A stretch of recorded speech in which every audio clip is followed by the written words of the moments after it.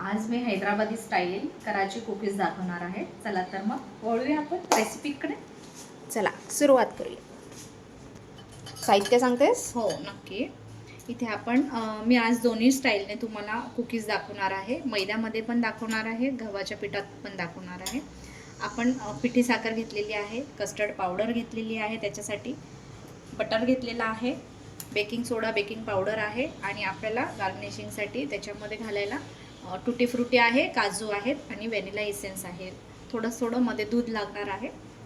बस एवढं साहित्य आहे। त्याच्यामध्ये आपण दोन प्रकारच्या कुकीज आज शिकणार आहोत। चालेल, सुरुवात करूया। नक्कीच। चल आता सर्वात आधी आपल्याला काय करायचं आहे, मी इथे 100 ग्रॅम एवढं बटर घेतलेलं आहे। बटर पूर्ण आपलं रूम टेम्परेचरचं बटर रूम टेम्परेचरचं आहे। इथे आपण 100 ग्रॅम रूम टेम्परेचरचं जे बटर घेतलेलं आहे त्यामध्ये अर्धी वाटी इतकी पिठी साखर घालून घ्यायची आहे। पिठी साखर आणि बटर दोन्ही छान आपल्याला फेटून एकजीव करून घ्यायचं आहे। इथे बघू शकता छान आपलं क्रीमी असं मिश्रण तयार झालेलं आहे बटर आणि पिठी साखरेचं। त्यामध्ये आता मी 1 कप इतका मैदा घालणार आहे।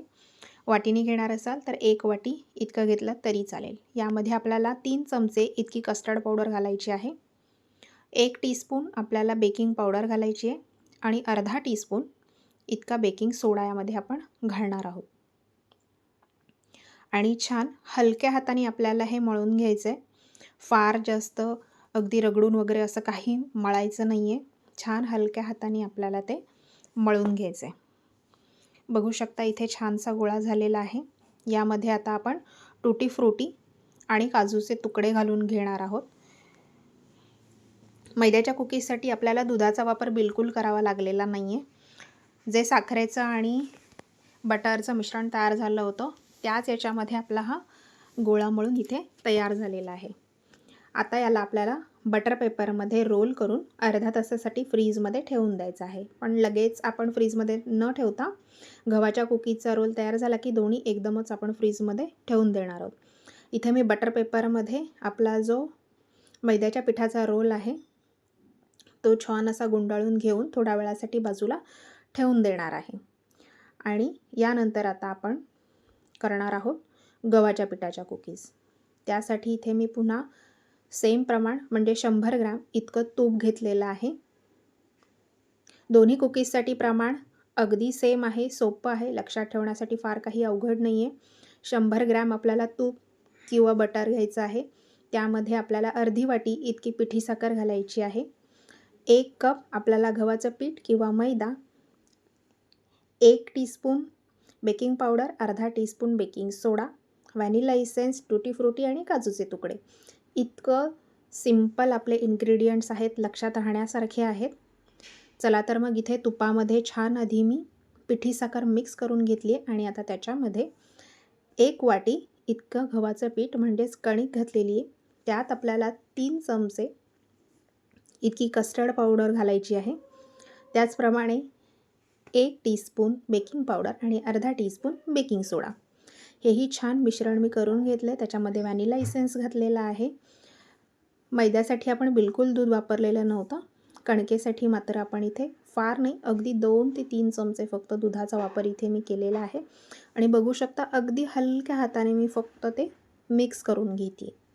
यामध्येही अगदी शेवटी आपण छान टुटी फ्रुटी आणि काजूचे तुकडे घालणार आहोत। यामुळे कुकीज दिसतातही छान आणि काजूचा क्रंच भाजल्यानंतर फार सुंदर लागतो कुकीजमध्ये। तर इथे आपलं गव्हाचं मिश्रणही छान रेडी झालेलं आहे। हेही छान आता मी बटर पेपरमध्ये रोल करून घेणार आहे आणि दोन्ही आपले रोल अर्ध्या तासासाठी आपल्याला सेट व्हायला फ्रीजमध्ये ठेवून द्यायचे आहेत। रेसिपी करायला अगदी सोपी आहे, नक्की करून बघा। आपण बाहेरच्या कुकीज आणून खातोच, चहाच्या वेळेसाठी अतिशय छान ऑप्शन आहे। बिस्किट नेहमी खाण्यापेक्षा या लागतातही फार छान। इथे मी फ्रीजमध्ये अर्ध्या तासासाठी दोन्ही रोल ठेवून दिले होते आणि आता ते मी बाहेर काढले। छान सेट झाले दोन्ही रोल। आता याचे आपण छान कट करून कुकीज आपल्याला किती जाड कमी हव्यात या तुमच्या हिशोबाने तुम्ही करून घ्या। मी साधारण किती जाड करणार आहे हे तुम्हाला दाखवते आहे।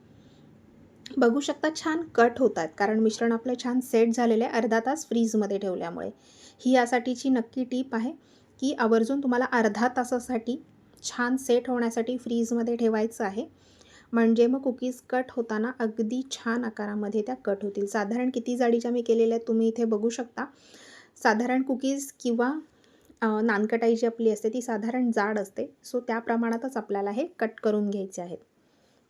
म्हणजे भाजल्यानंतर छान ते खुसखुशीत होतात. अगदी पातळ बिस्किटासारखं कट न करता साधारण या जाडीचे तुम्हाला काप करून घ्यायचे आहेत. आता याच प्रमाणाने आपल्या ज्या गव्हाचा कुकीजचा रोल आहे तो सुद्धा छान कट करून घेणार आहे. तोही इथे मी छान कट करून घेते आहे आणि हे आपल्याला छान आपण कढईत भाजून घेणार आहोत, अवनमध्ये भाजणार नाही आहोत. जर तुम्ही अवनमध्ये भाजणार असाल तर 180 डिग्रीला 20 मिनटासाठी तुम्हाला या कुकीज बेक करून घ्यायच्या आहेत. पण ज्यांच्याकडे अवन नाही आहे तर त्यांच्यासाठी इथे मी आज कढईमध्ये भाजून दाखवणार आहे. कढई मी ऑलरेडी प्रीहीट करायला ठेवली आहे 10 मिनटासाठी आणि आता एका ताटामध्ये मी दोन्ही प्रकारच्या कुकीज एकत्र बेक करते आहे. 3 कुकीज मी मैद्याच्या ठेवलेल्या आहेत आणि 3 कुकीज मी गव्हाच्या ठेवणार आहे आणि हे आपल्याला 25 मिनटासाठी बेक करून घ्यायचं आहे. इथे मी कुकीज ठेवलेल्या आहेत आणि छान कढई तापलेली आहे माझी आता आणि कुकीज मी भाजायला ठेवून दिलेल्या आहेत. 2 ते 3 बॅचमध्ये मला या भाजून घ्याव्या लागल्या आहेत. जेवढ्या प्रमाणात त्या तयार झाल्या होत्या. 25 मिनटानंतर तुम्ही बघू शकता कुकीज छान भाजलेल्या आहेत आणि ते सांगण्यासाठी चेक करण्याची गरज नाही, इतका छान त्याचा सुगंध पूर्ण घरात दरवळतो आहे. सगळ्या कुकीज मी छान भाजून घेतलेल्या आहेत. आपल्या मैद्याच्याही रंगावरूनच त्या लगेच कळतात मैद्याच्या आणि गव्हाच्या कुकीज कोणत्या आहेत त्या. छान भाजलेल्या गेल्या आहेत दोन्ही बाजूनी. मी तोडून दाखवते, बघू शकता अतिशय छान कुकीज आपल्या तयार झालेल्या आहेत. सोपी रेसिपी आहे. मुलांच्या छोट्या डब्यासाठी त्यांना नक्कीच देऊ शकता. केक आणि इतर वेळी आपण देतोच, पण त्यासाठी कुकीज हा पण एक छान ऑप्शन आहे. चहाच्या वेळेसाठी तर अतिशय उत्तम पर्याय.